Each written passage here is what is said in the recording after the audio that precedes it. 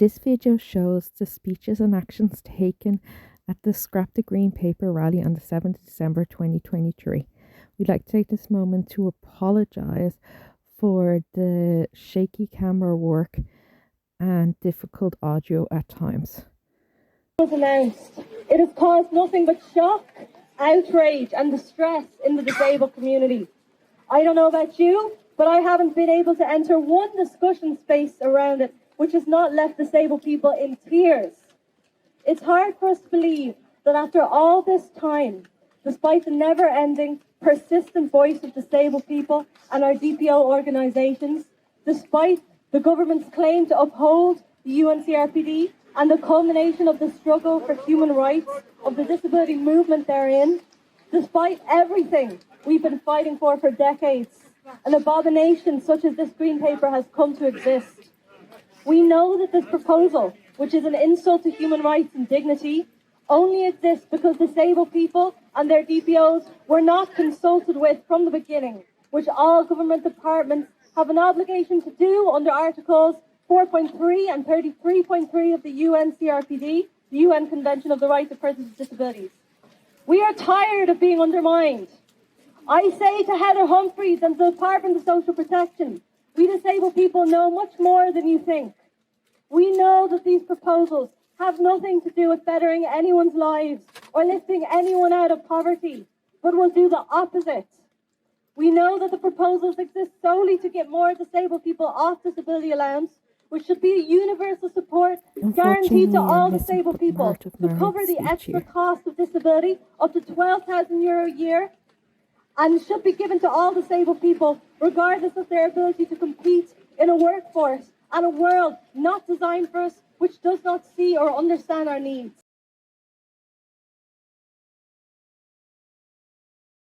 Talking about a revolution sounds like a whisper.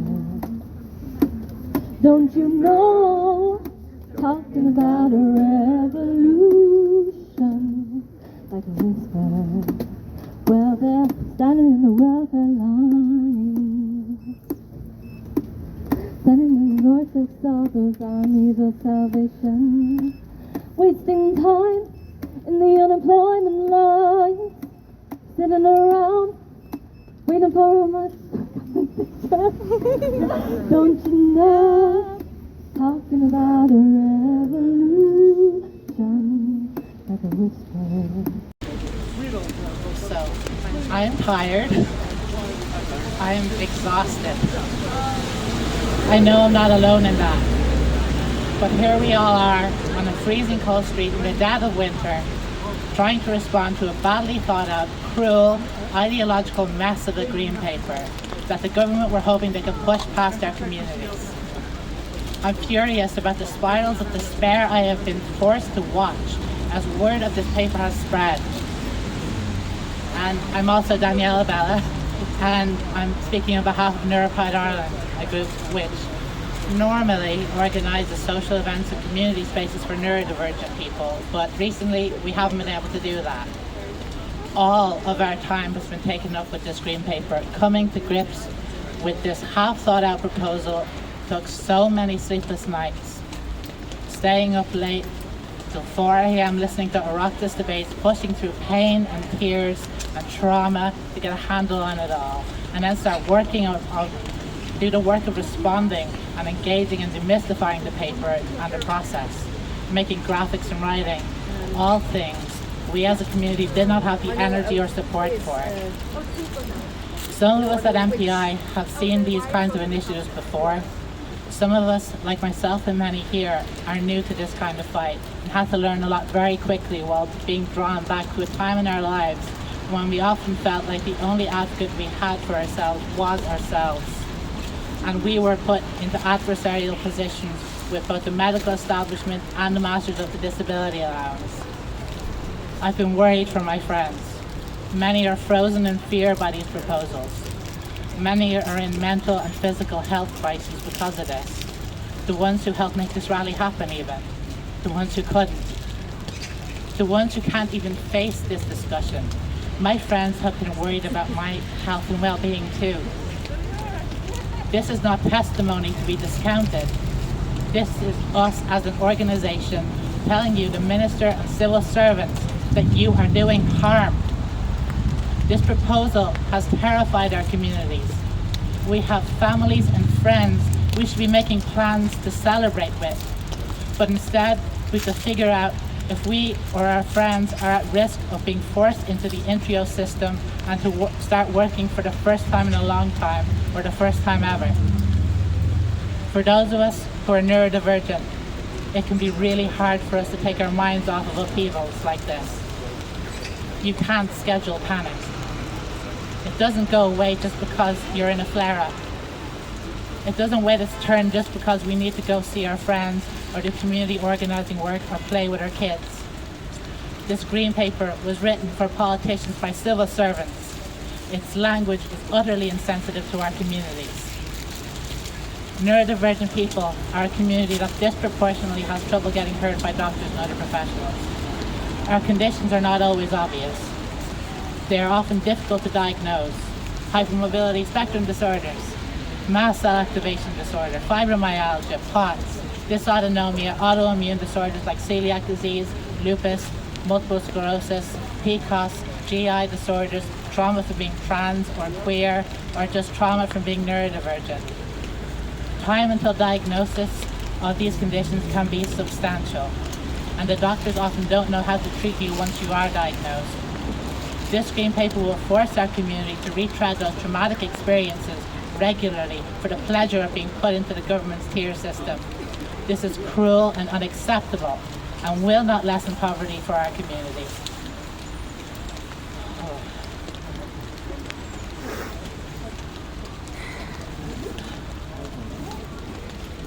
We should be believed and not have to rely on doctors to write reports as to our levels of impairment.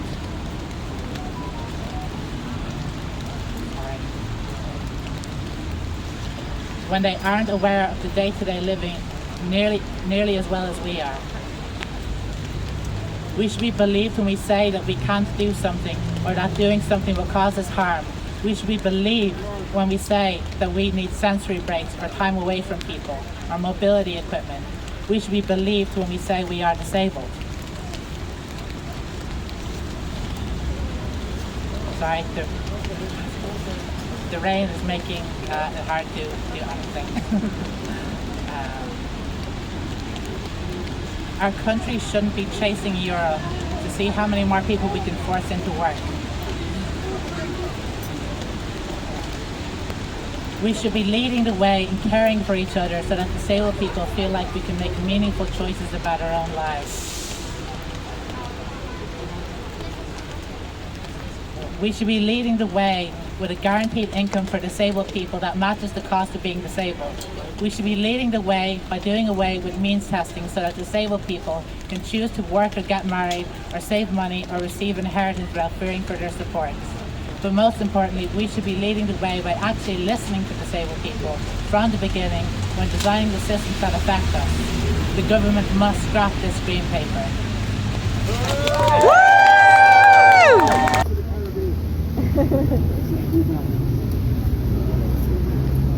Hi all. We as people with disabilities have been directed by this gate for far too long. We have been accepting the cutbacks and in turn the small raises, and I emphasise this word small, in disability payments for far too long. Many of my peers, many of them here, live week to week on the breadline just to get by. Is this acceptable? No, not one bit. During the pandemic, the PUP was €350, and this was stated as the minimum amount to survive. We in Access for All have been highlighting this, and we continue to call on the government to raise the disability payments to that amount so that people with disabilities can survive without having to depend on others. Thank you. Thanks, Sean. I just on that the €350, the very next day that that was announced as the minimum needed to survive Access for All, began publishing different policies that should be brought in to make all payments the minimum needed to survive. Myself and Sean met with a minister not long after, who when we put it to them, government minister, that they are the words that you used, €350 the minimum needed to survive, the response was, it's a very good point, but it would cost a lot of money. So there you go. So the minimum needed to survive, we were told there and then, was not what we deserved. Next up we have Clare Leader Forums. Dermot Hayes is going to say a few words. Dermot? Where's Dermot? Woo! Is Dermot here? I think they're en route, but I don't. They're en route. Okay. Well, we're going to skip to a bit of entertainment then. So we are. Next we have a wonderful activist who has been here outside the Dáil for I think we're up to what week are we up to now, Martin? 83 weeks over holidays, Christmas, and Martin has been here. And Martin and myself have become great friends because through Sophia's activism, my daughter, who couldn't be here today because she's at school, but Martin has become very aware of the housing crisis and the impact that has on our community. We are never included in that conversation, and that's the truth of it now. We are never included in that conversation.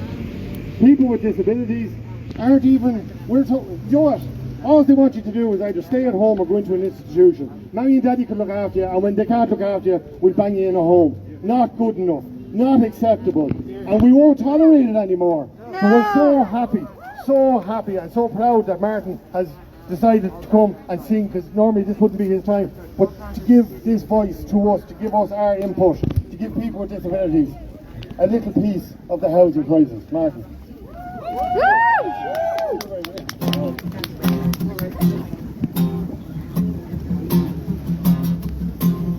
Some people's misery, other people's gain, enrich the rich and make them richer.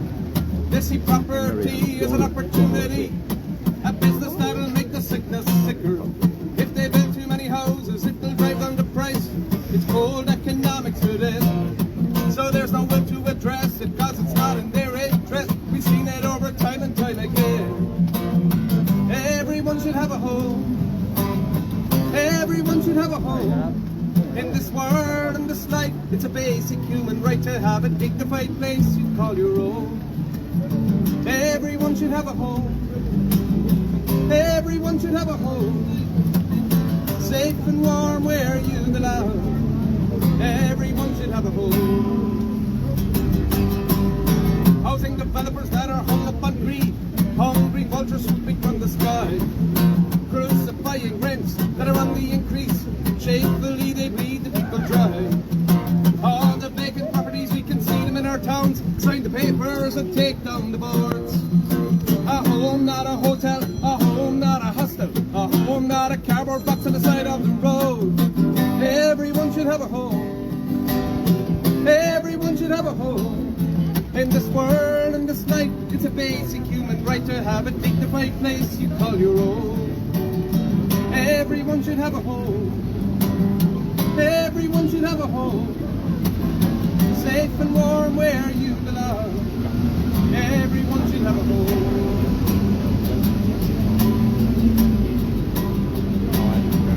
We've got landlords in government who vote and legislate in favour of investments they control. Our leaders they facilitate, then wave away the emergency created at their door. All the money minds get richer, the poor just fade into hovels and holes they can't afford. Dystopian evictions, ruthless repossessions of wealthy country's people in a stranglehold. Everyone should have a home. Everyone should have a home. In this world, in this life, it's a basic human right to have a dignified place you call your own. Everyone should have a home. Everyone should have a home. Safe and warm where you belong. Everyone should have a home. Safe and warm where you belong. Everyone should have a home. Martin is told that, listen, he's an activist that we're in awe of, because non-stop fighting this cause, and as I said, something that really impacts and affects us in the disability community, the caring community. We are very much at the bottom of the list when it comes to accessible homes and a place to live, to call our own, a safe, secure, warm place, as so many more are. It's not, we just want to be acknowledged that we are suffering too, and thanks Mark so much for that now, really appreciate that. So we'll jump on quick now. We've got the Chronic Collectives next. It's Carroll Carroll now is going to say a few words and again important conversations. Hi everyone, Áine O'Hara is here as well. We are Chronic Collectives. Like you, we are disabled artists and we are a collective. It's all about access to the arts, and we platform disabled artists and involve disabled audiences in everything that we do. So we're here to talk to you. Sorry, I'm a bit nervous. So, thank you. We are so tired that they forget it's them, it's the systems, it's society that disables us. Why should we have to bend to their systems that weren't made for us? We live in systems that disempower us, enslave us mentally and physically, holds us, objectify us and dehumanises us.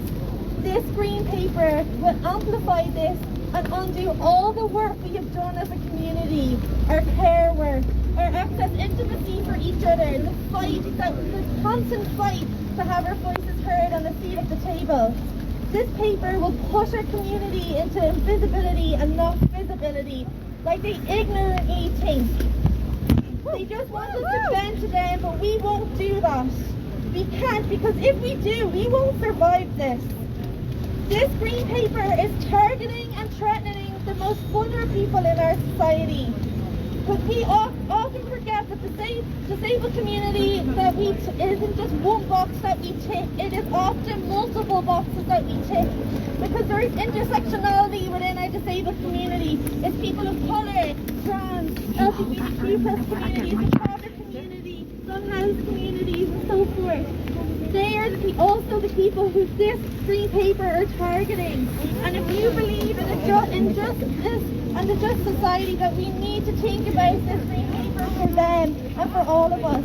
Because the disabled community is the largest marginalised community. And we will all luckily enough be able to pass through that at some point in our lives if we reach old age. And also anyone can become disabled at any point. So for all the allies that are here and the allies that aren't here, this green paper is also for yourselves, not just for the people that are here. Allies here, because it's getting fucking ridiculous that it's only ever really the disabled people fighting for ourselves. Yes! There is allies standing beside them. We do not have enough, and it's you that we need also to help our voices be heard and help this green paper be demolished.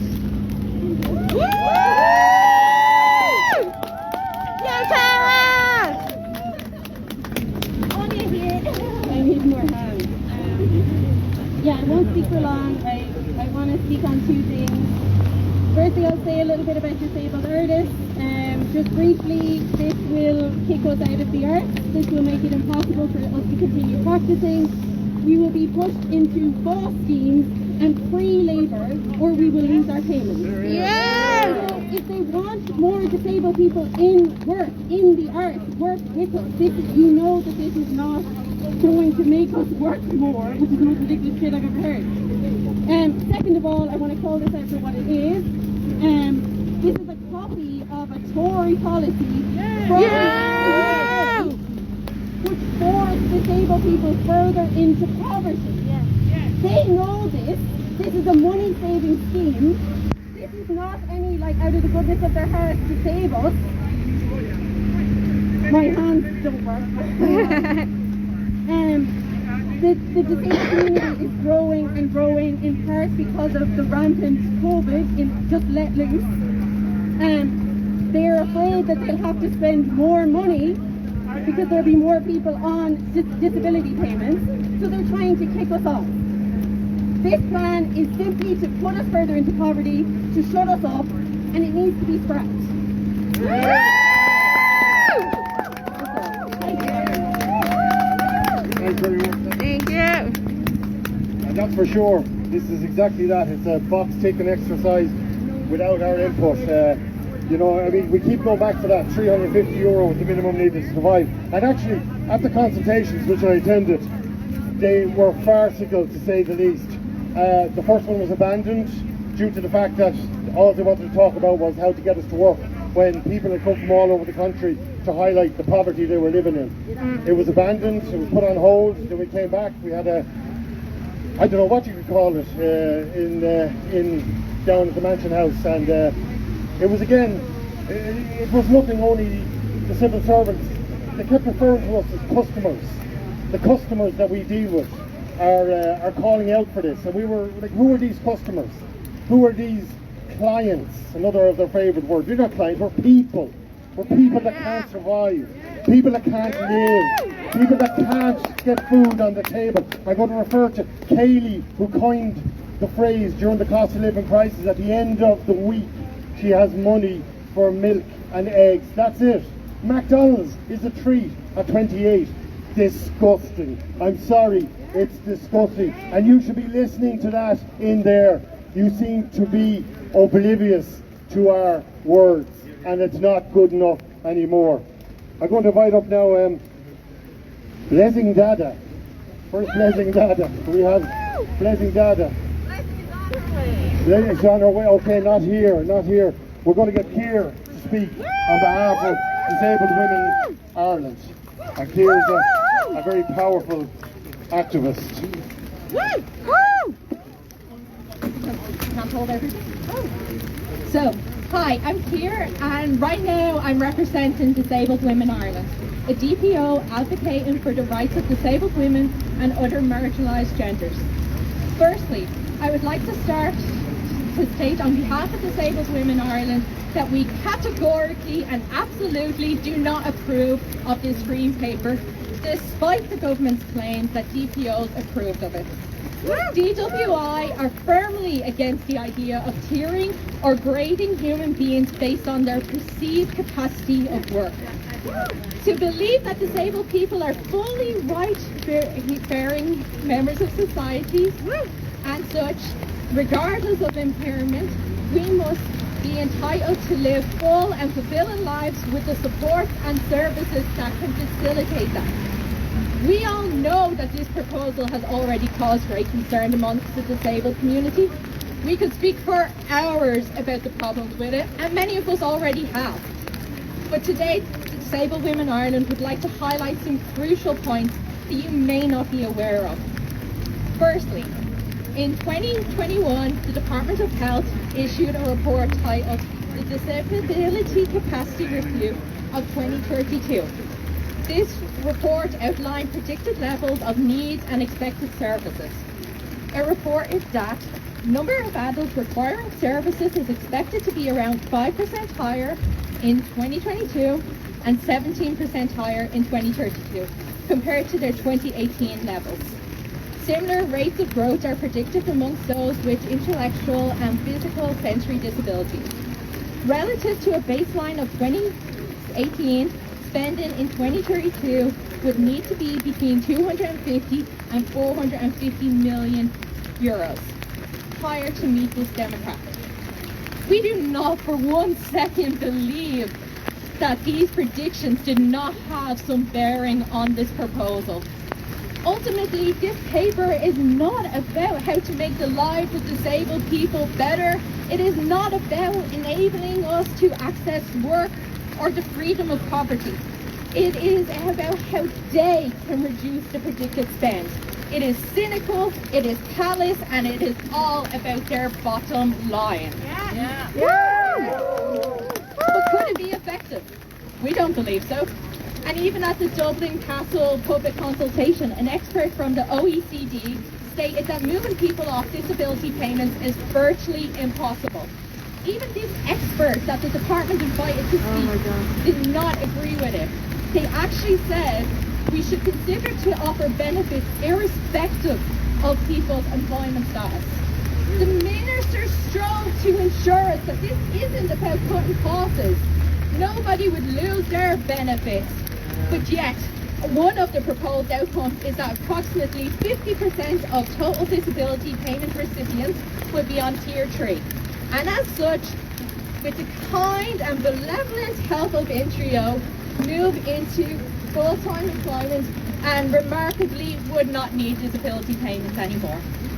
As if a few meetings with NTRIO would erase the systematic barriers that disabled people face in the workplace. DWI and other DPOs have spoken to the Disability Matters Committee about what is needed, and in the committee's report aligning services with the UNCRPD, they outlined exactly what they thought was needed in order for Ireland to fulfil its obligations to disabled people. They recommended a cost of disability payment, something that this paper does not address. They recommended a universal no-means testing disability payment, benchmarked against the current cost of living as recommended by the ESRI, amongst other things. And at no point did they mention tiering actual living human beings. In fact, they call for payments to be aligned to guard against discrimination treatment based on impairment type. This is the committee examining Ireland's compliance with the UNCRPD, and it seems that the Department of Social Protection and Minister Humphreys either didn't engage with them or decided to ignore the committee and its report. Regarding the impact of disabilities on issues with affected marginalised gender to a greater extent, the DWI and others have consistently spoken to the government about the fact that research shows that one of the highest risk factors for gender-based violence is financial dependence. We have repeatedly spoken to the government about the fact that tying people's disability payments to others creates financial dependency and places people at extreme risk. Disabled people, unfortunately, are even greater risk of gender-based violence than any other cohort, and that risk is increased for disabled women and gender-diverse individuals. We recently presented to the Committee on the Elimination of Discrimination Against Women on this very topic and emphasised the Irish government's failure to acknowledge this policy. We would like to highlight that not only is this paper not compliant with the UNCRPD, it is not compliant with CDOT either. These are two binding international treaties. And finally, I promise, we would like to mention child property. As of 2021, ESR report, Dynamics of Child Property in Ireland, identified the risk factors for consistent poverty. Having a parent unable to work due to disability was one of those risk factors. Being a parent is hard. It is so hard without having the added struggle of trying to figure out how to provide for your child on less than cost of living. And that is before we even consider the approximately 10,000 extra it costs to be disabled. By not consulting with disabled people from the start, like they're obligated to under the UNCRPD, I know you are going to be fed up with that acronym, but it's so important. The department has shown they do not understand the lived reality of disabled people and their families in Ireland. And frankly, they don't care. So let's scrap this green paper, because as shocking as it may be for some people to hear, disabled rights are human rights. Fantastic. I think that will give us a bit of a chant there, because we need to get a little bit warmed up. So after me, disabled rights are? Human rights! Disabled rights? Human rights! Disabled rights? Human rights! Disabled rights? Human rights! Disabled rights? Human rights! Disabled rights? Human rights! They are, very much so. Next, not to say last, but we have a formidable... No! This is what I have to say to the people inside. I am age 71 and a long-time activist with the disability community. I am extremely angry at the implications on the subliminal messages within this green paper. I will shortly present this petition to members of the Oireachtas It is signed now by 2,600 people who are saying scrap the Green Paper on disability reform. I speak today to all our representatives within this House. Well, I will do if they come out and speak to me. This petition is signed not only by people from Ireland, but from around the world, Malaysia, Hong Kong, South Africa, you name it. They are all worried and frightened. We disabled people are citizens of Ireland. Ireland ratified the UN Convention on Rights of Disabled People in March 2018, but the optional protocol was not ratified. We believe deliberately so, to prevent disabled people from taking any action for any human rights violations. People gathered here today say this Green Paper breaches our human rights. By the signing of the UN Convention on Rights for Disabled People, this government pledged to collaborate with disabled people and to operate from a fundamental stance of nothing about us without us. They also agreed to work from the social model of disability. The Green Paper on disability reform breaches both these agreements. The GPOs, the individual disabled people, the families of disabled people, the friends of disabled people, none of us were informed of what was in the pipeline regarding this Green Paper. They faced us with a document already drafted, with a few public consultations organised, hoping it would all be done and dusted by the 15th of December. It was tokenism at its worst. This government hoped that we would not see or be even given the time to look closely. They tried to rush through so we would not notice.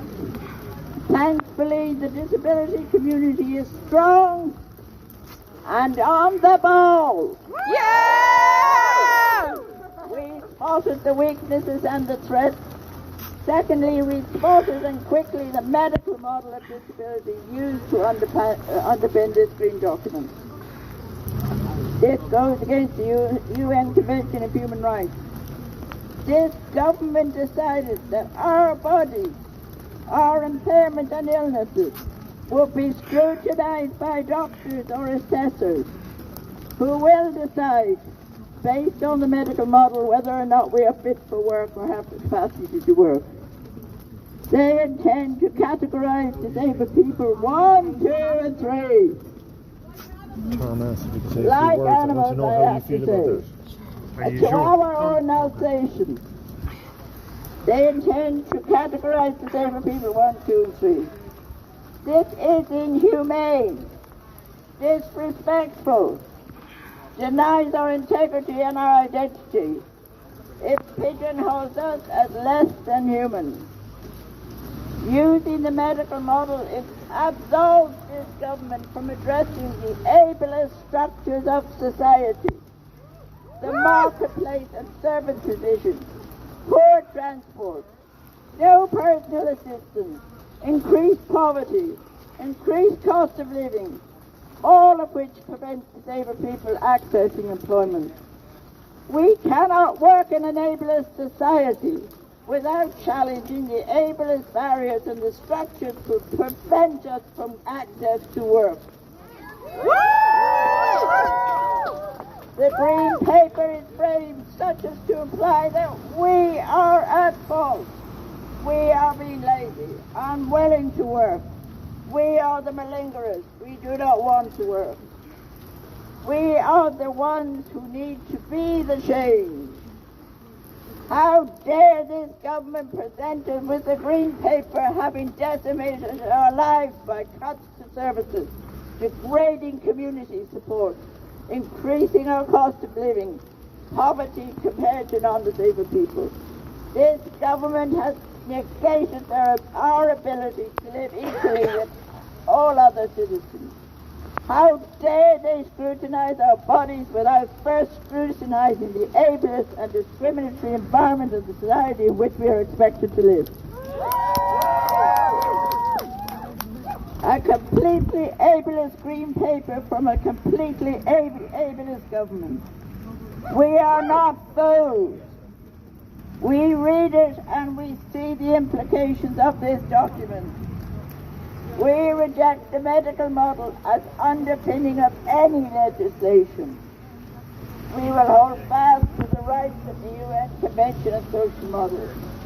We refuse to be documented and tiered, reminiscent of the 1930s before World War II. In fact, we see more and more legislation that's similar to an ideology of pre-World War II.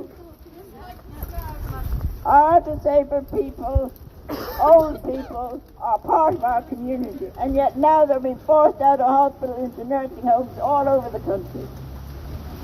Young disabled people are being incarcerated in nursing homes.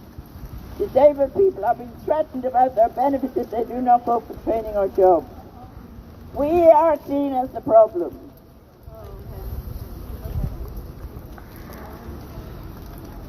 We will reject any attempt to sneak in legislation, reject all new legislation until we have the OP ratified. We demand the full protection of the UN Convention of Rights for Disabled People, which includes access and rights via the optional protocol. If the government of this country wants disabled people to be collaborators, they need urgently to ratify the optional protocol so that we have the legislation to safeguard us and uphold our rights. Meanwhile, we are saying powerfully, without reservation, a resounding no to this green paper. We are saying scrap the green paper now. That's 100%, Margaret. Scrap the green paper for sure. I just want to, while we're here now, just quickly acknowledge those who have come out today from inside to support us here. We had Roshi Shorthall from the Social Democrats came out, but and I see we have Declan Meena's here today. Declan is a long-time advocate. Again, I won't be calling on anyone as such to speak. I also want to acknowledge, just now, this is possibly a little bit of favouritism, but somebody who's been very vocal for a long time on disability, and has, ever since he went into the Dáil, has spoken on our behalf, and that's Richard Boyd Barrett. Richard is there, and Richard is constantly, if you look back, Richard has always said what has to be said for us. And when we put the request out in Access for All, myself and Sean looking for support, the only one to answer was Richard. The only one that supported us was Richard. So we want to say, give Richard a nod. He is a big friend of the disability community. So I just wanted to say that. I want to acknowledge who is here today. Now we have who came a little bit late, better late than never, and that's okay too. Delighted to have you. So we have Blezzing who's going to say a few words.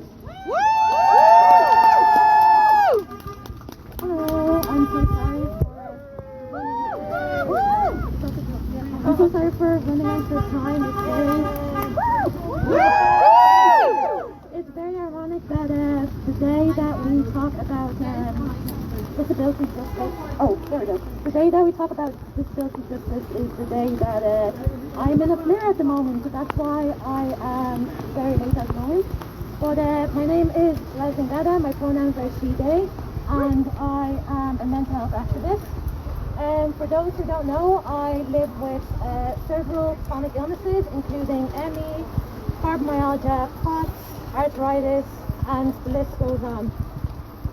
Many people in the ME, CFS community and the chronically ill and disabled community are very concerned about the proposals. The government should recognise that disabled people, including chronic illnesses, have increased costs that mean that they require more than what is currently being offered by the state in Ireland. Sorry. I know when the decision of the proposal was made. I know that they gathered around the tables unmasked, untested, with no HEPA filters running in the background. In an ongoing eugenics era where COVID-19 is still disabling people, leading to what's called long COVID. As a mental health activist, this coercive nature of the proposal would likely negatively affect the physical and mental impacts of many people. It has impacted mine detrimentally. Anyone who thinks they can work or train at the moment can do so. A cohesive structure does need to be put in place. As someone living with mental illnesses, this conversation comes under disability justice. Until autistic children and people can have ease of access to assessment and for diagnosis and appropriate workplace training, leave disabled people alone. Until all international protection applicants are served a basic standard of living, leave disabled people alone. Until people with EDS have a specialist treatment and access to treatment in Ireland, leave disabled people alone. Until people don't need to set up GoFundMe pages for surgeries or have to fly out of the country for surgeries, leave disabled people alone. Thank you so much.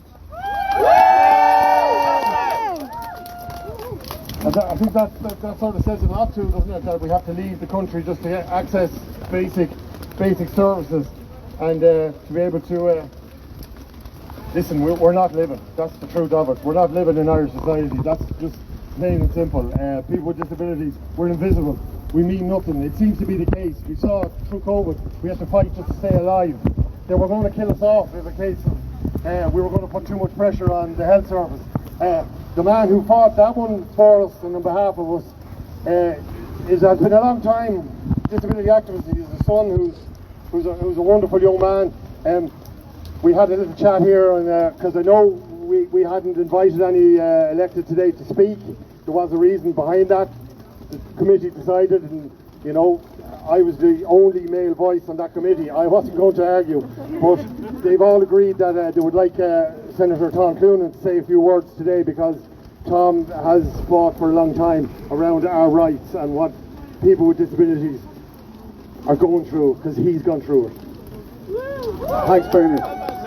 Thanks very much, everybody, for Neurodiversity Pride, for Disabled Women's Organisation, for Bernard and Sophia and Access Ireland, for all of the DPOs who organised this protest today.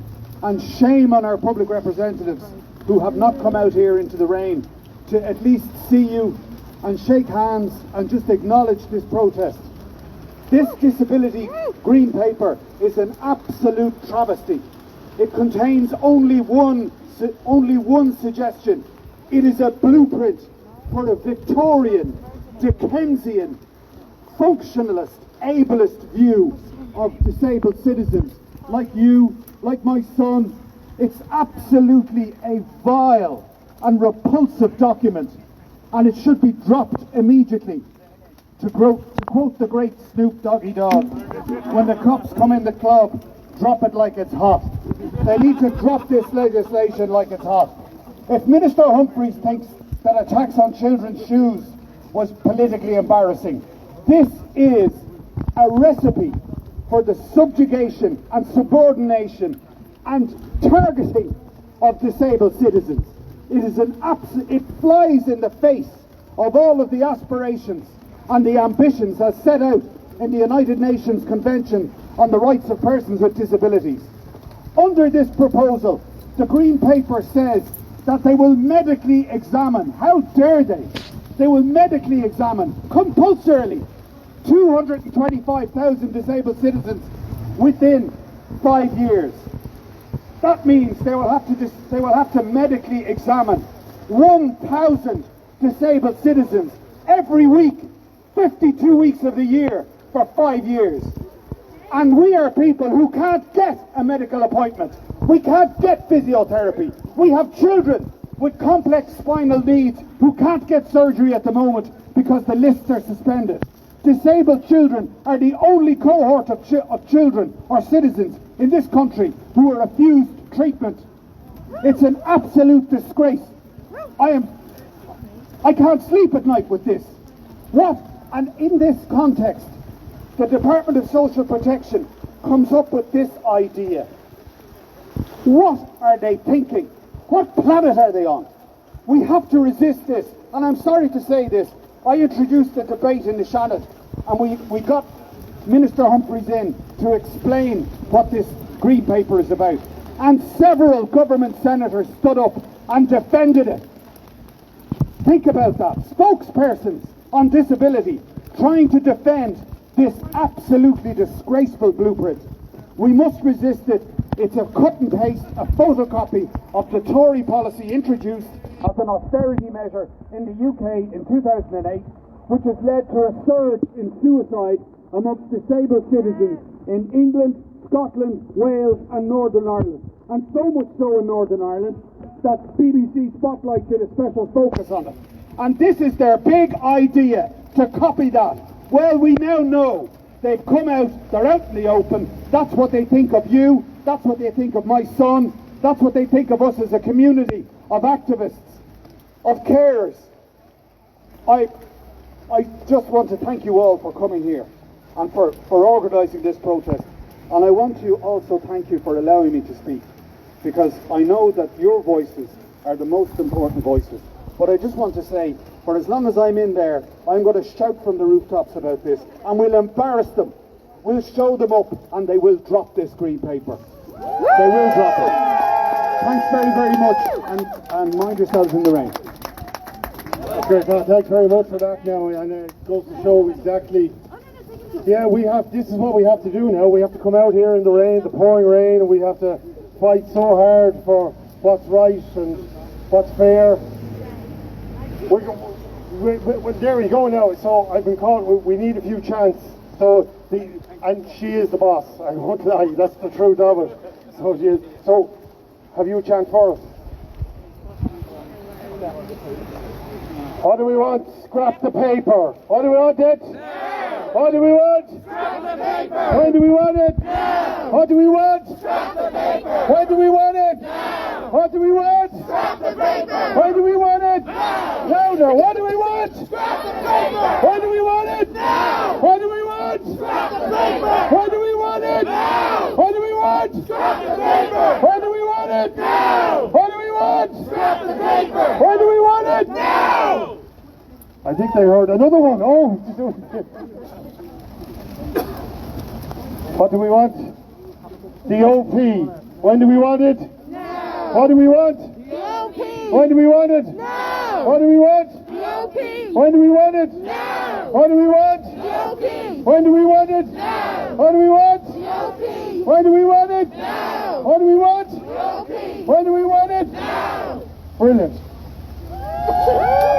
So we're going to ask everyone that when they go home tonight and over the next while, that they would engage with their elected representatives in their area, that they would put pressure on them to say this is a disgusting policy, this is a disgusting paper, it does nothing for our community, only creates stress, anxiety, it only causes grave concern on people who are already living with grave concern in their lives, that we expect to be treated just like equals, the same as everyone else in Irish society, but we're not, and that we've had enough, and that if you don't speak up on our behalf, well, you won't be back in there anymore, because we're not going to give you that number one, and that is our most important weapon, because we don't have a lot, but every now and then we have a say, and if you're not getting the representation that you need, that you deserve, the people who are pertaining to represent you don't deserve to be in there. They don't deserve to be in that comfort. I stood on the stage in 2020 for the caucus of disability in the Mansion House, when we had elected politicians who were in government, who had been in government, and they tried to admonish themselves from everything that had gone on. The fact that we were living in poverty then, and it's gotten worse now. And they said, that was then, this is now. It's all going to change. There was wonderful pontifications about what was going to happen. They were going to shower us in houses and money, and we were going to be living the lap of luxury. We're living in deeper poverty. The latest report, the only minority group in Irish society to see their poverty increase are the disabled caring community. We're nearly at 40%. The ERSI as best they could, said it's outrageous with the wealth that's in this country. It's flowing in. They've got so much money they don't know what to do with. But yet, more of us in the disabled community are living in abject poverty. And enough is enough. If this doesn't change, if this doesn't stop, what's next? My daughter is 13. In 5 years' time, she'll be a young, independent woman. She's already bulgy enough as it is. But she will look to me and say, "What did you do, Dad? How did you fix this, Dad?" And I'll have to look her in the eye and say, "You know, I tried my best. But listen, they wouldn't listen to me." And she'd say, "Why not?" And I'd say, "I don't know." Because they're so detached.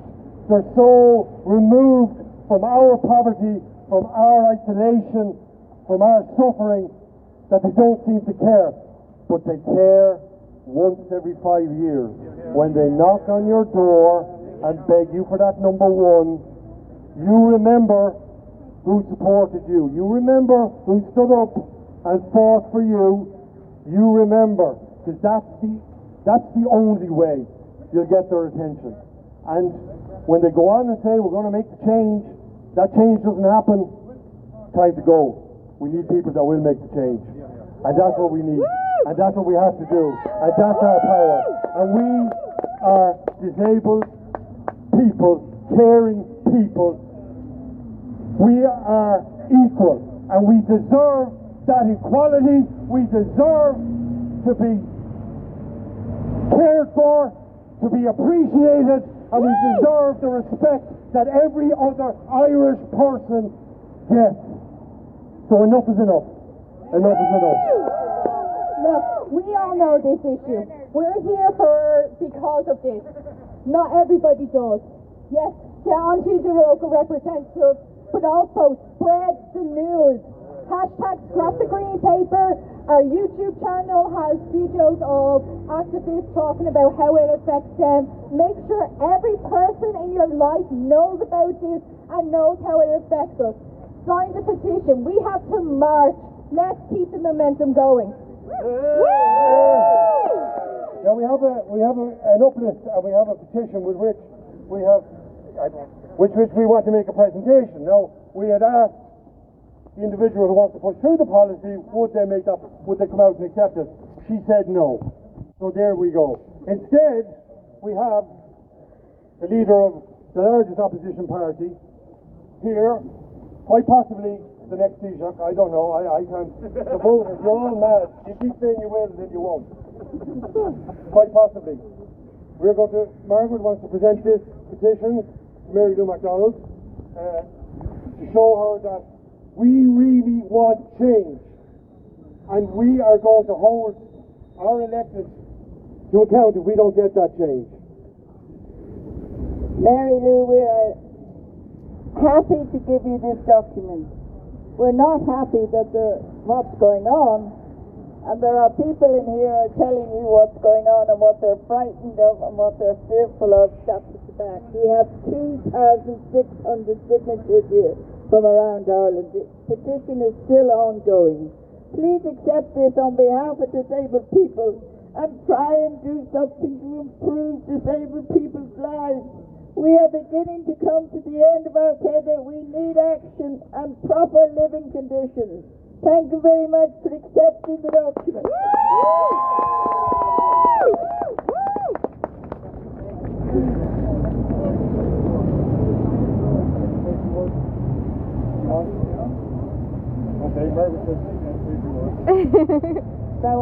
Gurmila Mahagat, Margaret, in accepting this petition, I'm accepting it in the full knowledge of what it means.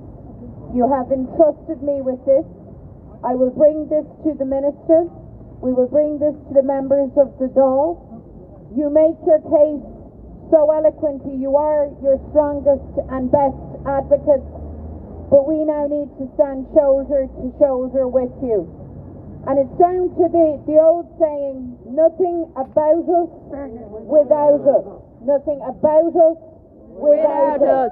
That has to be our mantra. And all of us who are elected in there from whatever party or from the ranks of the independents need to understand that when you say nothing about us without us, you mean nothing about us without us.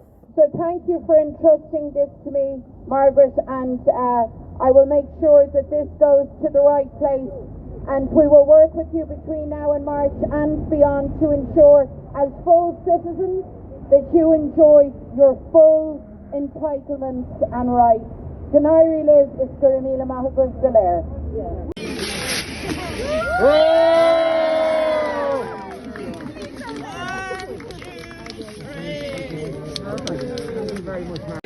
What do we want it? What do we want? What do we want?